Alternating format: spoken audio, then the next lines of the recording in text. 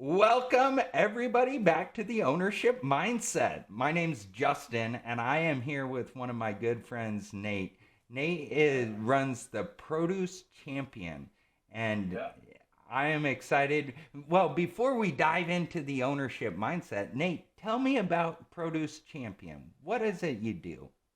yeah, that's a great question. It has kind of evolved. I've been in the produce industry for almost 20 years now, and I started working for arguably one of the better, biggest apple companies in the world. And I've several iterations later. We are a media company that promotes healthy habits, of healthy eating habits, of fresh fruits and vegetables, and we want to participate in and encourage people to understand the entire process from the farmer, from the grower, all the way to the table. And so our motto is that produce is people. And so we want to encourage awareness, increase consumption, and create opportunities for small and medium growers to join the marketplace. That is amazing, and I love it. How this all ended up is he just had me as a guest on his show, and I hijacked his show to do my show. It's great. I love it. So, on the show, one of the things we were talking about is just how important people are to the entire process. And Yeah. like you said, people produces people, and Yeah. it takes people to get the produce planted, to get it packaged, to get it shipped, to get it on the shelves. Like there's so many different layers that everything goes through to make it a Yeah. consumable by someone else. And it's got to go through those lightning fast, right? Yeah. So, the show I do is called The Ownership Mindset. Mm-hmm. And we talk all about what does ownership look like to you.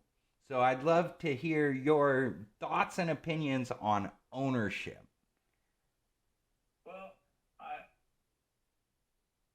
it's amazing that you bring this up because you know, 15, 12 years ago, I I reached bottom. Yeah. Physical, spiritual, moral, whatever metric you could, I reached the bottom. And I had to finally come to terms. I had to look in the face. I look at my face in the mirror, that is to say, and realize I didn't like the person that I was looking at. And so then, okay, now what do I do? And a lot of it had to do, like you said, with ownership. I had to own the reality of the decisions that I'd made, own the hurt that I had caused a lot of people, own a lot of the lies that I had believed about myself and about others. All those sound kind of negative, but I also had to learn to own Nate's a pretty unique guy, and Yeah. I had to come to terms with liking who that was. And so, hey, I have ADHD. It's not a it's not a problem. It is a superpower. And how do I use that? I grew up poor. Not a problem. That's a superpower. You had to learn how to resolve and all those things. And so, a lot of things that I spent much of my life looking down on, now I embrace because I realize that that's what makes me unique. And I also own the fact that I'm not for everybody. And so sometimes I'll be talking to somebody about maybe it's about putting them on the podcast, and you go, nope, this isn't a fit. And then they say, you know what? Thanks for your time. It's not a fit, and we move on Right. because I don't want to go out there and be a poser.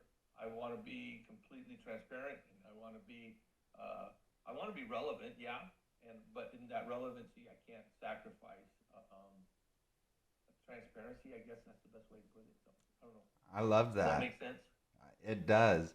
So, what is one piece of advice you would give someone to cultivate an ownership mentality? I love your story, and thank you for Mm-hmm. sharing that personal story of the accountability you had to go through.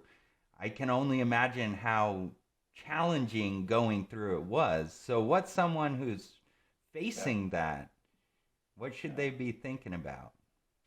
Well, if I may, I would say two things. Okay. The first is understanding what accountability really is. Because most of the time when we talk about accountability, I need someone to help me be accountable, or somebody's holding me accountable. What we really mean is we want a mommy to run around behind us and tell us don't do this and do that and don't do that and that's not accountability. That's just being a baby. True accountability is saying, hey Justin, you know what?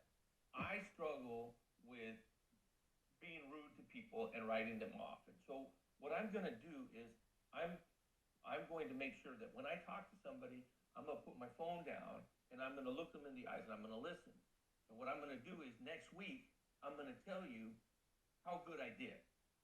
That's accountability. I'm not putting more work on your shoulders or somebody else's shoulders to say, hey, make me be a good person. It's saying, I recognize this weakness. I'm going to do this, and then I'll report back to you what I did. And I think that's a better understanding of accountability. And so that's helped me a lot. And the other thing is a question that I ask myself all the time. And the question is, what kind of a man or what kind of a woman, you know? So when something hurts me or when something goes wrong or when I do something wrong, then the question that I ask is, what kind of a man would do that? You know, what kind of a man is rude to his wife? Well, Yeah. it's an insecure man and an unhappy man. And okay, is that the kind of man I am? Is that the kind of man I want to be? Right. No. Well, then let's do something different, you know? And at the same time, when somebody does something that is painful to me, what kind of a man would do that? You know, what kind of a woman would do that? And instead of saying, you're a Karen and you're a Karen and you're a this, then you go, well, who knows? You know, maybe they're coming from a really bad situation and they just need a little bit of extra grace or extra mercy or, kindness. And so it just changes your perspective a little bit if you just stop and ask those questions. Number one, who am I accountable to and what does that look like? And number two, if you ask me, what kind of a person would do this? What kind of a person would act this way? What kind of a person would think this way? And if you kind of go through that process, you go, most people, generally speaking, aren't intentionally looking to harm or to, hurt people around them. And nevertheless, they do. Most of the Right. time, I don't want to hurt somebody, and somehow I do. And so what kind of a person? Well, maybe it's a distracted person, or it's and you go through all of the possibilities of what it is. And if you learn to think that way, it kind of makes things roll off your back a little bit easier. It's like I Yeah. might respond the same way if I had that circumstance in my life. I love that. I love that question. What kind of man? What kind of woman? That's an easy trigger to remind yourself that you get to choose who you are. Yeah, yeah, And is this who you want to be? Right? yeah, yeah. The the other thing when you were talking about ownership, a lot of times in that question, what kind of a man? You're like, oh, well, he must be an angry man, or he must be a this, or he must be a that. And so I've been accused of things that I had no intention. Hey, you were Mm, mad at me, or you were. I'm like, no, I wasn't. And to be able to say, no, I don't own that. You know, yeah. if I'm wrong, I'm wrong, and I'm willing to accept it. But if it doesn't land, if it doesn't fit, say no, I don't own that, and then that gives the other person an opportunity to explore. Maybe that's something they're projecting. Right. Right. That's a good point. So, and just as we wrap up, any last words you'd like to leave with our audience around ownership? uh, I would say ownership is hard at the beginning, but the more you practice it, the easier it gets. And if you're willing to be honest and open with others and take ownership for whatever that you truly own, then it'll also help you to identify those things that you don't own. And some things you don't own and you don't want to own them. Other things you don't own and you would like to. I'd like to be more organized with my time. I'd like to be better at following up on relationships. And I own that I lack that, and I want to be better at it. So it gives me some goals to work on. I love that. Hey, this has been Justin with the Ownership Mindset.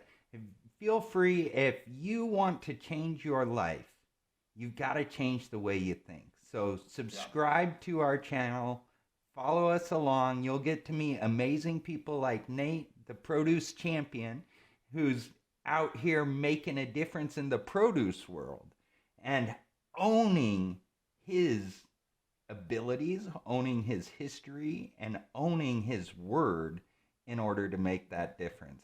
So with that said, have a great day, everybody. We'll talk to y'all soon.